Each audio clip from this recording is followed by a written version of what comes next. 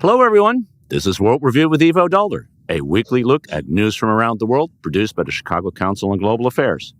It's Friday, April 26th. This week, we take a look at Ukraine. On Wednesday, President Biden signed a $95 billion supplemental spending bill into law, more than 6 months after he first sent the request up to Congress. We'll examine how the vote on the bill came together and what the delay has meant for America's reputation abroad. Then, we turn to the battlefield itself. For the past few months, Ukraine has been on its back feet, steadily losing territory to a Russian force that is both bigger and stronger than the defense that is being mounted by the Ukrainians. Lack of sufficient air defenses has also begun to hurt, with successive missile and drone strikes destroying critical power in civilian infrastructure, all of which raises this question: is the American aid coming in time? And then finally, China. German Chancellor Olaf Scholz visited Beijing last week, and Secretary of State Antony Blinken was there this week. But while the dialogue appears to be ongoing, concerns about China are growing on both sides of the Atlantic. In Europe, governments in the European Union are arresting people for allegedly spying for China and investigating Chinese companies. And Blinken has repeatedly warned China to stop helping Russia's war effort. Everyone is worried about growing trade balances at the same time, especially in advanced technologies and green industries. So here to talk about all of these issues are three reporters who cover these stories. Bobby Ghosh is senior editor in the digital weekend team at Bloomberg News. Susan Glasser is staff writer at The New Yorker, and Stefan Kornelius is political editor at the Süddeutsche Zeitung. Good morning, all. Good afternoon, Stefan. Great to have all of you online. Susan, let's just start with the Ukraine vote. We finally got one. I admit I didn't think we were going to get it. But how did we get that vote this week on Capitol Hill? And what do you expect will happen in the future when it comes to much needed American aid for the Ukrainian war effort? Yeah, Ivo, it was obviously a long time in coming, months since President Biden sent the request up to Capitol Hill back in the fall.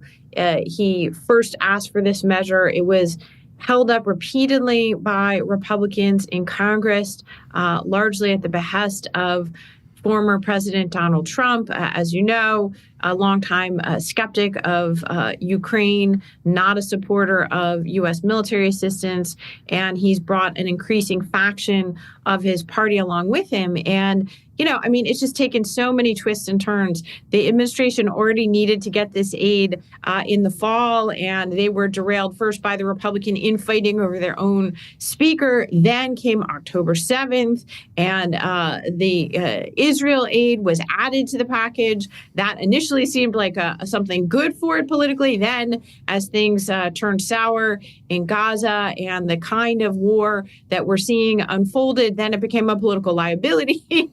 Then there was this sort of detour into could there be a Senate bipartisan deal on the border? They actually even came up with a package, and surprise, surprise, Donald Trump said, "No way am I handing Democrats and Joe Biden a bipartisan win on my big issue that I plan to demagogue in 2024. So just every kind of political obstacle that there could be for this aid package arose at one point or another. And it was a classic kind of Washington shit show until the very end. And then something kind of surprising happened, which is that this very unlikely new Speaker of the House, Mike Johnson, the least experienced speaker of any of our lifetimes, essentially an accidental character who came out of the Republican infighting, who would not be speaker if it were not for Donald Trump's imprimatur. Well, at the very last minute, he essentially kind of bucked the Trumpist faction of his own party in the House. And he said, okay, we're going to bring this to a vote. And actually, I support this military assistance for Ukraine. And he even came out and he could have been speaking from the Biden White House podium in terms of the world view that he offered. He talked about a new axis against the democracies of the world, an axis connecting Russia, Iran, and North Korea. And that's the other piece that I would flag for you about why did this bill finally come together after so many wrong turns. And I think that was the unlikely kind of byproduct of this very large Iranian missile strike that you saw on Israel the previous weekend. That kind of just broke the logjam. It made it clear that Congress, the Republicans in Congress, playing politics right now with aid that was broadly supported by a bipartisan coalition, broadly supported by Americans, and that at a time when Iran and Russia are in league together, that this was at a minimum politically very bad look for the Republicans. And of course, we're going to talk more, but also at a moment when Ukraine was really feeling the effects of the cutoff of U.S. aid on the ground, and there were increasing concerns. And I think this is what my sources inside the Biden administration were telling me, was that this was a real pressure point that the White House was using to lobby Speaker Johnson, saying, like, you Republicans, if you don't do this, the Ukrainians are going to run out of ammunition at the front line on this date. They're going to run out of air defenses to protect Ukrainian cities. And I think that Republicans in the end did not want to own the possibility of a Ukrainian defeat in the middle of this presidential election year. I think that's exactly right, Susan. And Stefan, it strikes me, and the quote attributed to Churchill, and probably in every news story in the last week, that the Americans will always do the right thing after they've tried everything else. May be true in this case, but I do wonder, how did Europe look at the last 6 months? And even with a positive vote, how are they looking at the future? What's the impact? Immediately good news for Ukraine, but longer term, what damage has been done by this long delay, which in some ways is inexplicable? We're not talking about American troops being sent. We're talking about American ammunition and missiles being spent. And that seems to be hard to be done by the U.S. these days.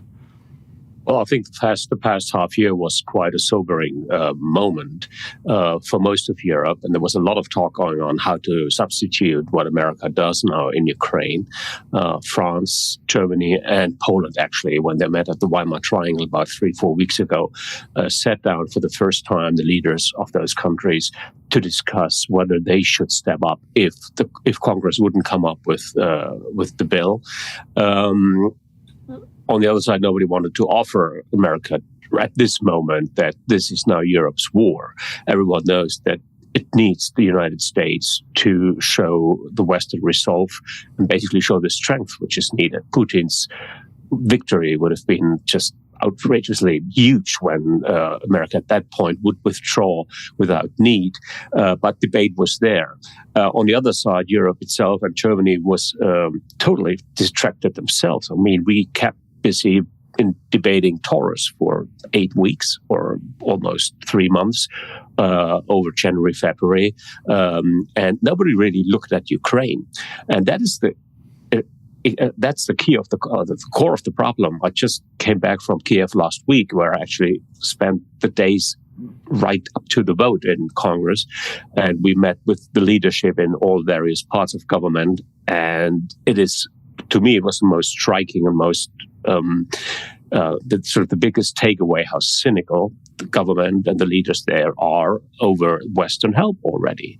They almost had given up hope, and basically telling us, well, either Russia enlarges or the EU enlarges, but it looks like we're doomed anyway. We will not fight your war. Please do it yourself. You will be next in 1 or 2 years' time down the road. And so this kind of cynicism is pretty widespread. So the biggest damage done over this delay is probably to Ukrainian morale, despite from all weaponry which might be sent now and which is probably coming in time to bolster defense on the front line. Morale is now extremely low, and there's a lot of skepticism whether the United States will be steadfast, will be really committed to its course in Europe. And we'll get back to the issue of what's happening on the ground as well, Stefan. But Bobby, I mean, I think in the euphoria of the positive vote, which is, of course, very strong, both in the Senate and the House, overwhelming majorities, 79 senators in the House and 311 all Democrats 79 in the Senate and 311 majority in the House. There is this sense that this may have been, the last vote on aid, and so how do you see the politics playing out? I mean, it depends, of course, a little bit on what happens in November, not only with the presidential election, but also with the congressional side of that equation. But how do you see this? Well, I think you're exactly right. This does ominously look like it's the last time we'll get a vote like this. Even if Biden wins re-election, if he doesn't flip the House and sort of get a comfortable majority in both sides of Congress, I can't see this process dragging out. Again, I can't see him expending this much political capital, which means, of course, that the Europeans are going to have to pick up more and more and more, much more of the slack. And for all that, there is a growing understanding in Europe, and we saw this in President Macron's very long speech. There's growing understanding in Europe that they can no longer depend entirely on American support. When it comes to actually doing something about it, not so much. It's still very much we're still very much in the wringing of hands phase of which is very familiar to all of us who have watched Europe over many, many years. There does not seem to be a willingness to go beyond that, beyond simply saying we're all drowning and this is how deep the water is. There's a substantial, of course, the difference between Eastern Europe, the countries closest to the borders with Russia, for understandable reasons. The anxiety is much greater there. The appetite to see and have something done is much greater. The Poles and others along the front lines with Russia are trying to lean in more, but their resources are limited. The big powers, Germany, France, Britain, they're still very, very cautious. Very, very cautious, and I think as much as the specter of American politics, which is weird and we forget how strange this is to people outside of the United States. The word you used, euphoria, over this vote. The fact that we feel euphoric about this is not normal. It is not normal. This is not how countries are meant to sort of decide on important matters of foreign policy and global security. And for a lot of countries outside the U.S., there was not so much euphoria as a kind of resigned relief that, okay, finally the Americans came through. Well, what's going to happen next? Anyway, I digress. My point is that the cynicism that you're seeing that Stefan referred to in Kiev, I wonder how much of that has to do with how folks there responded to Macron's very dark prognosis of what things are. It's bad enough that the Americans can't get their act together. It can't be reassuring to Ukraine that the French are, as I say, in this hand-wringing mode and constantly saying, "Oh, look how terrible things are." Yeah, no, just to emphasize, Bobby, the point on sort of Europe not really stepping up when you think about it. I mean, other than Germany, which has been by far the largest military supplier of military aid, and there too, as Stefan reminded us, the debate about first the tanks, the Leopards, and now about the Taurus missile. Hopefully, since the U.S. has sent this longer-range ATACMS missile, the Germans will now follow suit, but who knows? But if you look at it, the Brits have now just decided to send another 500 million pounds sterling to make it 3 million pounds sterling total for the year. And the French have announced they're going to do 3 billion euros this year. Those are not large numbers when it comes to aid. But Susan, I just want to come back to you because you wrote, of course, in your column this morning about an unrelated but actually very related issue, the Supreme Court argument yesterday about Trump's immunity, and sort of. you rightly emphasize that Trump being against the aid was one of the reasons things didn't move, and then Trump, frankly, being silent on the aid just in the week when he was in court and seems to have been had his mind elsewhere. The aid came through, but how do you read sort of the politics of the moment and its impact on Ukraine? Yeah, thank you, Ivo, because I think this really is important. The most consequential factor determining whether Ukraine is able to fight on is what's happening in Washington and in our politics today.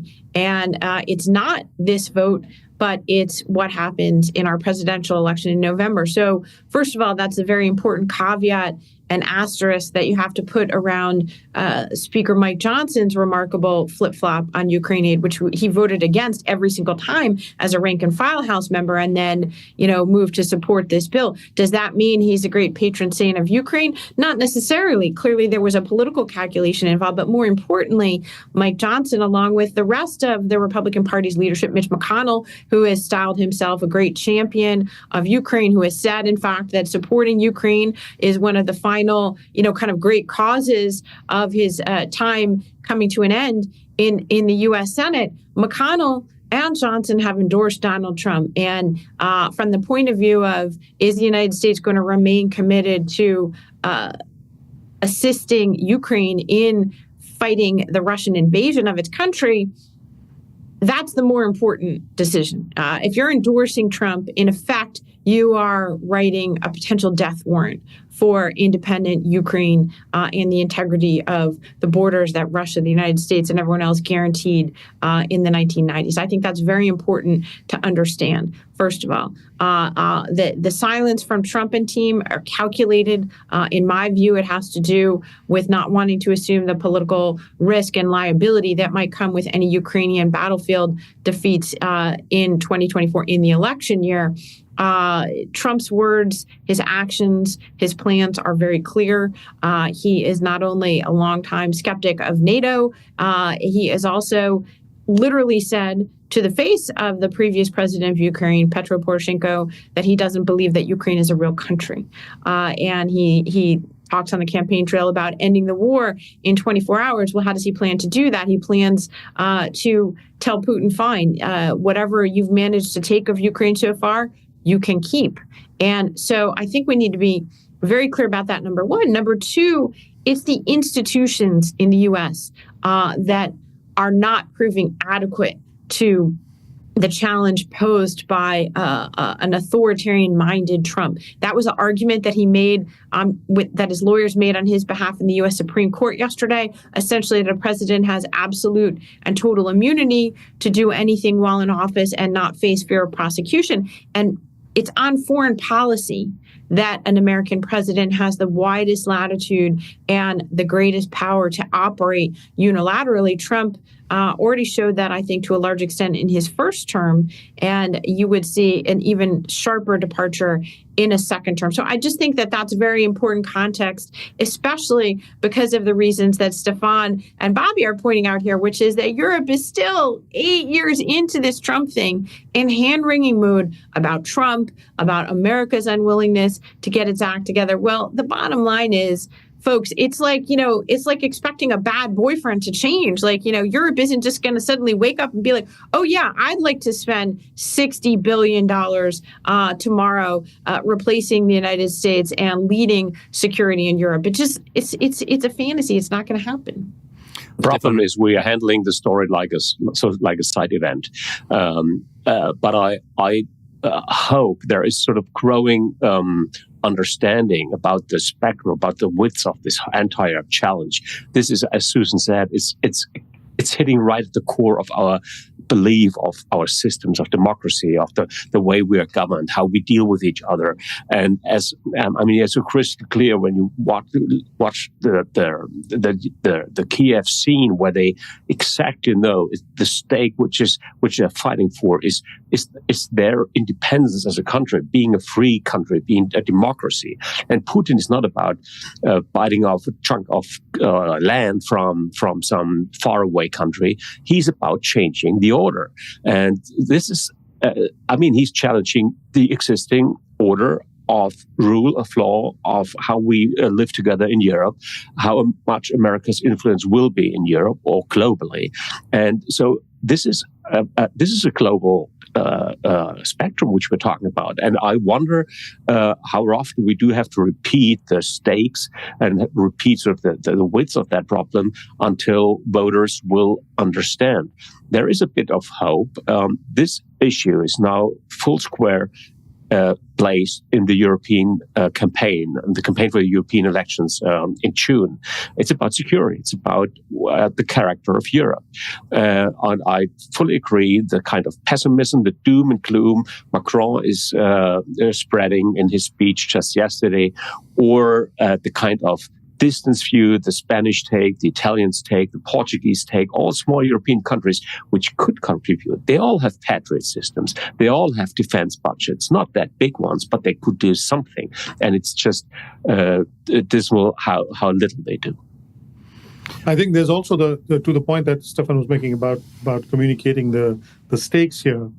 I think the Biden administration has an opportunity now with the election campaign, with debates and so on, to do a reset and maybe use this opportunity to properly explain to the American public the stakes for the United States. I don't think they've done a good job of that. There's a sense I get every time I go to Washington that people outside of the U.S. don't really, outside of the Capitol don't understand, and there's a sense that we can't really simplify and explain this to the great unwashed. And I think that attitude is self-defeating and then kind of, and I think the other thing that I think Americans need to know is that $16 billion, whatever the amount we're spending, is nothing. Is in the greater context of what is at stake and what the United States spends on all kinds of other things, including on military spending, that it is not a very large amount. The Republicans, or at least the section of the Republican Party that is opposed to aid to Ukraine, have successfully conveyed this impression that we are selling our first bonds in order to protect this strange country so far away. The fact that it is not a very large amount of money, and that for what we get for what we are spending, and also how we are spending the money. It's not we're taking bags of cash and handing them over in Kyiv, but the fact that most of that money never leaves this country and is spent on American factories building weapons here, providing jobs to Americans. These are very simple, I would have thought fairly easy to communicate messages, but the Biden administration has not successfully done this, and one hopes that the election campaign is an opportunity to rethink, reset, and come again with a fresh argument. I think, as I know, Susan, you want to get in there. Just a number here: 5% of the American defense budget has destroyed 100% of the Russian army. And if anybody had told you that that's how you could destroy the Russian army, and without a single American being in the fight, or at least not a uniformed military who's part of the U.S. military forces, there are Americans fighting on as individuals, but not as troops from the country. Susan, you wanted to jump in? Yeah, just quickly, because I think Bobby's point is an important point. It's one, by the way, that I've heard from many Republicans who are strong supporters of Ukraine over the last year. But I would just say that it's very unlikely that you're going to hear the Biden campaign emphasize foreign policy a lot at all. And the reason has nothing to do with Kyiv. It has a lot to do with what's happening in Gaza and Israel, and a general sense that the president, if his goal was to get more aid for Ukraine, wasn't the right, best messenger to do that. They've also, sort of, I think, tied themselves in knots over Biden's natural inclination, which is to get out there and to say, this is a fight between democracies and autocracies. This is clearly language from the president himself. I think he deeply believes this. It's a view that he's had of Russia and of the threats posed by both Russia and China for a long time. And yet It makes, I think, some of his advisors uncomfortable. I think they think that diplomatically it's a problem because then you have reinforcing how much of the rest of the world hasn't gotten on board with Biden's view of the stakes involved in the fight between Russia and Ukraine. But just in the terms of raw politics here in the United States, this escalating and, metastasizing protest movement that you have among young Democratic-leaning voters, the kind of voters that Biden needs in order to win re-election, a very close election this year, that has not gone away. And October 7th has become a bigger political issue inside the United States in some ways, as much as it's become a diplomatic headache. And, I think that it's not something, foreign policy is not something that they are going to want to talk about right now. No, I think that's true and perhaps unfortunate. I'll just note if President Biden or Secretary Blinken or National Security Advisor Sullivan is listening, we're happy to host him here in Chicago for a speech and speak to the American people who actually are outside the Beltway. We are in the middle of the country, so happy to do that because I think Bobby's point is right. I think we all agree on that. The question whether they will do it for the campaign reasons, and it is 2024. But before we, I just want to one other piece, Stefan, that I wanted to focus on when it comes to Ukraine, which is you were there, as you mentioned, just last week, a very doomy and gloomy perspective, and sort of also a degree of disappointment, you said cynicism, about Western support. Informed, I think, very much by the reality on the ground, which is not good. Clearly, as Bill Burns said, the CIA director, that without aid, Ukraine would, quote, lose this war this year. The real question is, are they now with this aid, are they going to be able to not lose this war this year? How do you see it? Well, there's a good chance they might hold through and might hold out over the summer, which is now the clearly stated goal that everyone waits for November 5, again, U.S. elections and the kind of political impact which might come from there, or might show Vladimir Putin that it's not a given that he will be successful in this war. So he will not be driven back, but he won't be able to gain more ground. What we're seeing now is a huge increase in firepower, velocity, and actually also death rates and the casualty rates on both sides. So we are seeing the war being escalated, scaled up, but still in a kind of a limbo. 3-4 things really stand out clearly. First of all, it's troop numbers. The Russians are able to replace their casualties at a rate of 1 to 3, which means they are outnumbering, they are replacing troops, they lose at even higher numbers. And so they're really, really sending in so many young men and even increasing their troop numbers at the border to the Baltics right now, and even to Finland. So this is a clear message. This is not just focused on Ukraine. Number 2 is electronic warfare, jamming. This is really, really hindering the Ukrainian, let's say HIMARS, for example, rocket launches. They can't target anymore. And there's an interesting tech battle going on at the front line with European tech companies being in and Americans trying to find a way out of this deadlock, which has a lot to do about drone warfare and other kinds. 3 is air defense, and that's key. Air defense is about defending off these rocket attacks to cities, to power stations.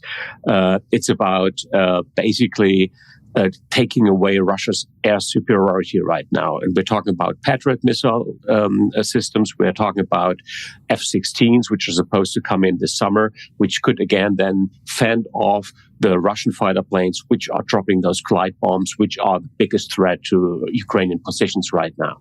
So this is getting in the F-16s, and Ukrainian pilots is now has highest priority to get sort of a balance back in in the air war. And finally, it's the same old shells. Where are the shells? And we do have a couple of initiatives. Well, now the American billions will bring in a huge trove of artillery ammunition, but it still needed more. There are a lot of initiatives working as we speak. The Czech pledged to send in 1 million, others too, but it takes time. And so we are in a race against time here. And this clearly stated goal is to hold out, to get over the summer, to enforce defenses, and to wait for a political signal. Bobby, I think Stefan really summarizes sort of the situation extremely well, and I note that at least one and perhaps two of those elements that are bad are actually only in the hands of the Ukrainians. One of is manpower, and clearly they haven't mobilized sufficient numbers. You now see a statement, I think, by the Polish and Lithuanian defense minister just the other day to say that they're going to send young Ukrainians back to start fighting for their country. The manpower issue is really a key. And then the second is sort of morale and momentum. The morale and momentum is on the Russian side. It's really not on the Ukrainian side. And the more you lose, the worse the morale comes. We saw that with the Russians in the fall of 2022. And I wonder whether those are reversible in time to hold out, where I think Stefan says the hope is that they can hold the lines for the rest of the year. Yeah, I think it becomes politically very important for there to be some military successes very quickly, strategic ones, even if they're small, if they can be portrayed as significant turning points. I'm sure that is something very high on the minds of Ukraine's political leaders, the president on down. I mean, it's also obviously very important that Russia can replenish its armaments very quickly. The supply of drones seems inexhaustible. I note that with Secretary Blinken's visit to Beijing and his meeting with Xi Jinping, the Biden administration is trying, not that I hold out much hope, to put out the message that countries like China that are enabling and helping Russia will come under more pressure from the U.S. It seems like a bluff to me, frankly, but it tells you about that there is at least awareness in the Biden administration that simply sending weapons to Ukraine is not going to be enough. The other thing I would have liked to have seen, and I've written about this in the past, and I don't see enough of, is Ukraine making the effort to go beyond the Europeans and the United States to take its message to the global South, where the Russian story seems to continue to be the dominant one. The fact that this is still seen as America's war, and that there does not seem to be much sympathy, is something that it's now been long enough that the Ukrainians should have tried harder to recalibrate their strategy with the global South. Because it doesn't help that now we have a whole other war between Israel and Hamas taking place in Gaza, which the global South is paying closer attention to, and our role there, we don't come off looking good at all. No, I think that's certainly true. Just on the effort, I think the Ukrainians are are pulling together a peace conference together with the Swiss in June, just designed to try to do this. But it's probably the narrative is kind of lost, and it's been lost for a long time. Susan, finally, just to add on this, because it brings us to China, and this I know you want to talk about China. The Chancellor Scholz had one of his main goals around traveling to China a week ago was to bring the Chinese on board to come to this Swiss conference, which is funny enough called Peace Conference, but it was all about sort of the picture, getting the global South together. And the Chinese are key. If they agree to come, if they are present, at least on level of foreign minister, be a huge success. The Ukrainians don't have the drawing power. They simply cannot tell them to come. So it has to be others like Germany, others, to lure China, Brazil, South Africa to Switzerland, to make that impact, to make that story. It's a hard pull, and the Chinese President Xi Jinping now really was extremely difficult in dealing with. He basically refused to commit and to refuse to accept that he has a major stake in the war in Ukraine by sending chips and electronic gear, which helps Russia to survive. So it is indeed, Bobby, you're totally right. It's also a war about attention, about participation of the global South, and there isn't enough success in this. Yeah, I guess I just would make the point, and Stefan, I think it is fascinating that there persists this, fundamentally different analyses that still exist, I think, between Washington and some key Europeans, especially in Germany, over China. And I'm very interested, to see sort of the persistence of this sort of hopeful idea that there's a competition still afoot for, which way China's going to go. In my view, and I think what's interesting is that it's pretty much a bipartisan view here in Washington, Democrats and Republicans, and they don't agree on much. But what they do agree upon is that it's not a competition for China's favors at this point. Russia and China are fused now. China has been an enormous beneficiary, and it's not just a paper no limits partnership between China and Russia, but in a practical sense, the increasing isolation of Russia brought about by the Western sanctions, European and American sanctions, as a consequence of Russia's invasion of Ukraine, have not only, they basically made Russia a subsidiary of China and highly dependent. It's a no limits partnership, but China is the dominant partner. And so to me, it's fascinating, but it's kind of fantasy that persists, that Europe has not made the kind of changes in its foreign policy, whether it's the aid that we were talking about to Ukraine that earlier, or stepping up to be really this dominant security provider in Europe, or to understand, I think, the nature of the China-Russia relationship. It's just fascinating to me. I understand that illusions die hard, but to me, that is really an interesting notion that China is somehow going to turn into a responsible actor with Russia when it is Russia's main supporter on the world stage today. Stefan, I'll come back to you in a minute. I'll come back to you in a minute because I'm going to bring Bobby in because I do think this gets to the core question that we are now facing. It seems to me two things, and it is the continued to attempt by Europe and the United States to have a dialogue with China, because the alternative to dialogue is bad. And interestingly enough, Xi Jinping seems to be interested in a dialogue because he did meet with Tony Blinken, which wasn't clear. But on the other hand, the differences between China on the one hand and Europe and the United States on the other hand, on issues of trade, subsidies, spying, cyber hacking and attacks is becoming bigger and bigger and less noticeable as a division between Europe and the United States. There's still, as Susan said, there are different perspectives, but it's changing. So how do you see it? How do you see the visits that were happening, and importantly, where do you think these relationships are going?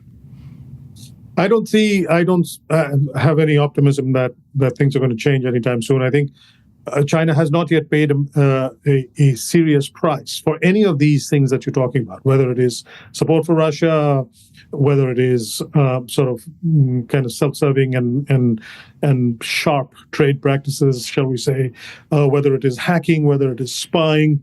China has paid no price, and it's not paying a price because the West is continuing to harbor what Susan describes as this delusion that somehow that China is going to change, despite enormous, but actually all evidence to the contrary. And until that changes, Xi Jinping has no reason to change his behavior or to change his calculus. I noticed that at his meeting, or in the notes after the meeting, Blinken said that, if China does not act, then we will. So that's a threat.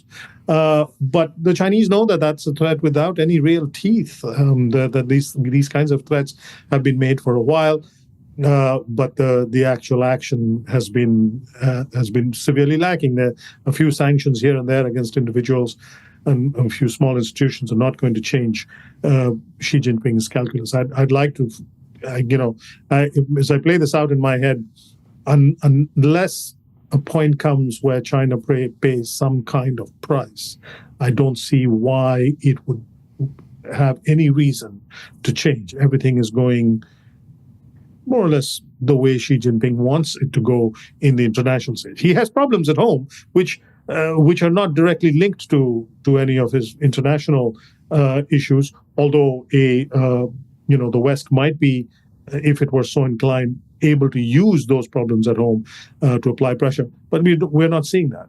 China has got no reason to change. Stefan, both in terms of Bobby's point on the pressure, there is some pressure, but it's very minor in Europe. But there's at least starting to be a debate about how to respond to it. And secondly, to Susan's point, that the difference between Europe and the United States still are large when it comes to China. How do you see it?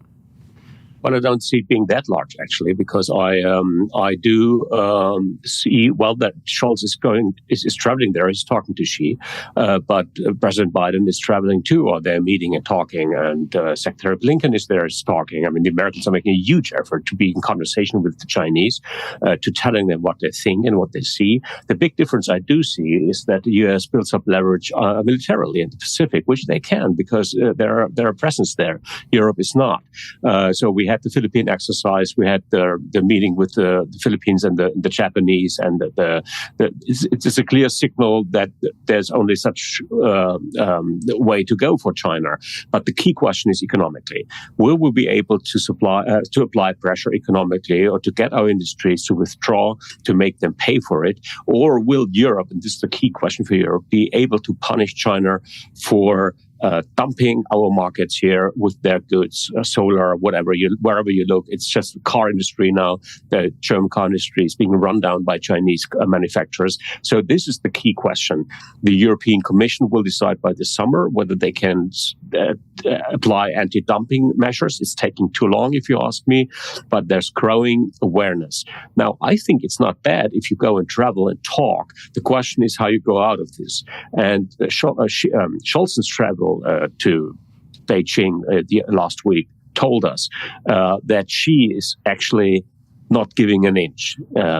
He was turning him down on the Russian bit, and I think it is important that somebody tells him publicly, "We see you in Russia. We see your fingers in the cookie jar. Don't do this."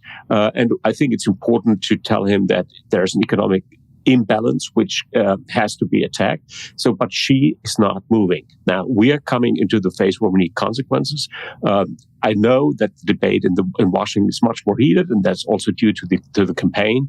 But in the end, I don't see Xi being able to drive a wedge between Europe and the U.S. on this. So it raises a question, Susan, for how the Biden administration might deal with this. If Stefan is right that there is a move, and I note, for example, that Macron in his speech said that the U.S. Europe needs to give up the delusion that it can depend on the United States for its defense, on Russia for its energy, and China on its production.